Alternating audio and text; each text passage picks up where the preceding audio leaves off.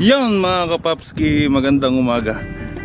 Araw po ngayon ng Wednesday. So bukas ang repeat boutique, sasadya lang ako dun saglit. Kasama ko si Ate B. Ate B to the place to be. So wala na kaming bonnet ngayon. Mainit na kasi pero naka-jacket pa rin. Medyo malamig pa rin yung hangin. Masakit kasi yung ngipin niya mga kapapski. Yeah. Oo naman. Sa dentist. Punta siya ng dentist. Papacheck up yung pin niya. Tingnan namin kung tatanggalin na ba o ipapasta lang. Tanggalin na yan. Check up. Sabi ko nga sa kanya patanggal na lang. Kaysa na umirwish yung sakit. Mahirap diba mga papski pag masakit ngipin? Masakit na ka, nakangiti pa yan. Re-repeat boutique pa yan. Sige mga papski, mamaya na lang kita-kita. Yun mga kapapski, tapos na kami sa repeat boutique. Pupunta na kami sa dentist ni Ate Bonang.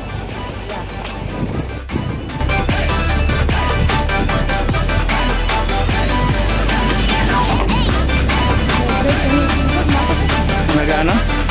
Yung ngipin ko sumasakit.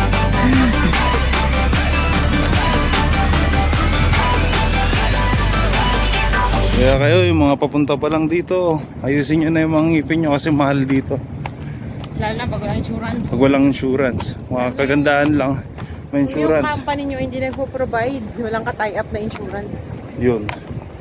Medyo mahal mga kapapski, kaya Katulad nung paayos nyo na. Pasok muna kami mamaya uli. Yan.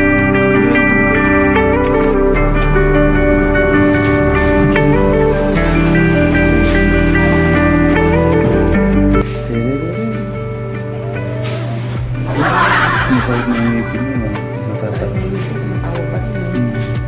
Pilipino. Sakit na yung ngipin, tumatawa ba?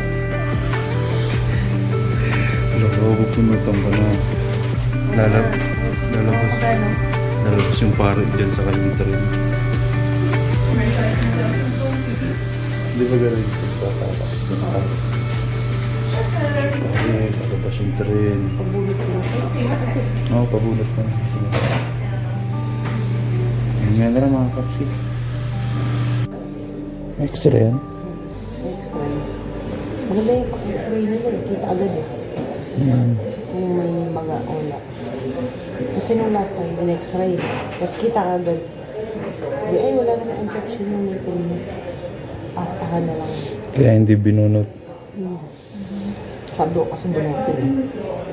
Ayaw niya bunutin, sayang daw. Oo, sayang. Na pinastahan.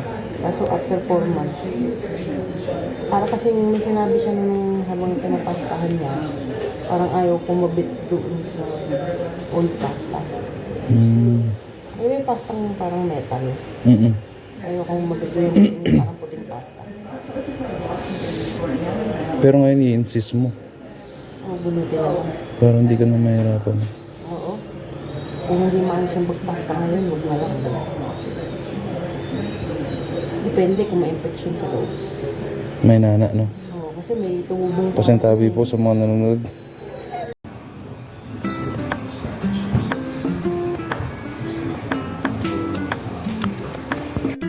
So, niresetahan ka. Okay. Nire tayo ng gamot mo. Di muna siya binunutan mga paps. Infection. Schedule ko. Schedule siya ng bunot. Bunot, root canal. Root canal. Ay mga kapapski, pauwi na kami. Ano sabi sa'yo, te? Mag-antibiotic. Antibiotic muna siya, niresetahan siya ng gamot Tapos, para mawala yung infection. Ilan days daw yung bali kasi tinami ko to, antibiotic. Tapos mawawala yung yung parang infection sa pinaka-root ng sa loob ng ngipin. ngipin. Tapos Tatanggalin muna hindi na ulit sasakit.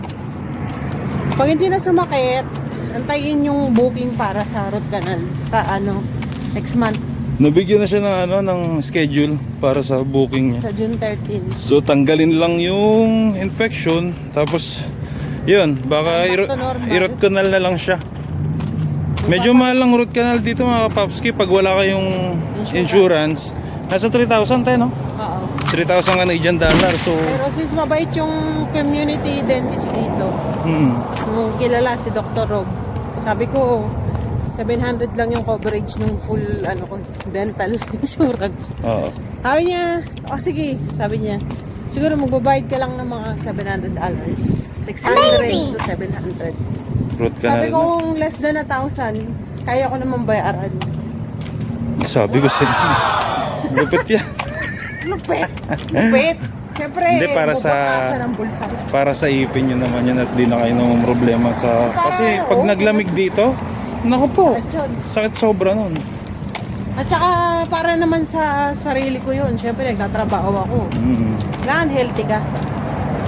Gastusan mo na yung sarili mo. Yung ibang, ano nga dyan, nabibili mo, di ba?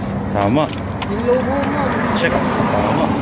Siyempre, Sa ano naman yan, te, di ba? Sarili mo. Mare-reimburse. mare-reimburse yun pagdating ng ano. Pag tax dumating return. yung tax return, mare-reimburse siya. Oo. Tapos, hintay pag ka mo- nga lang ng next year. Oo. Okay lang, at least pa, kumbaga sinave mo lang yung pera na yun. Oo. Tapos nagamit mo pa para sa Bibigyan pansarili naman mong sa'yo yun. health. Mga dental, ano. Yun ang kagandahan dito mga kapapski sa Canada. So, lahat So- nare-reimburse. Basta hawak mo lang yung resibo. Resibo lang. Sabi ko dun sa ano sa kay ate. Ay, paano ko na sa tax return to? Uy, hindi, pwede mo na may download yung resibo. Da-download mo lang dun sa insurance mo na meron ka. Kung anong insurance meron ka, download mo lang yung resibo, tapos mare-reimburse yun. Tama?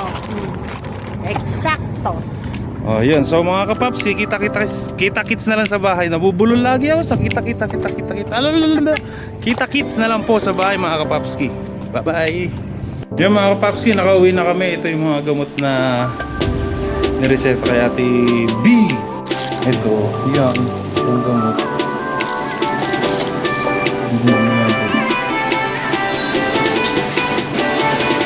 So, yun mga kapapski. Hanggang sa susunod na vlog na lang ulit. Salamat sa panonood at ingat palagi. Bye-bye!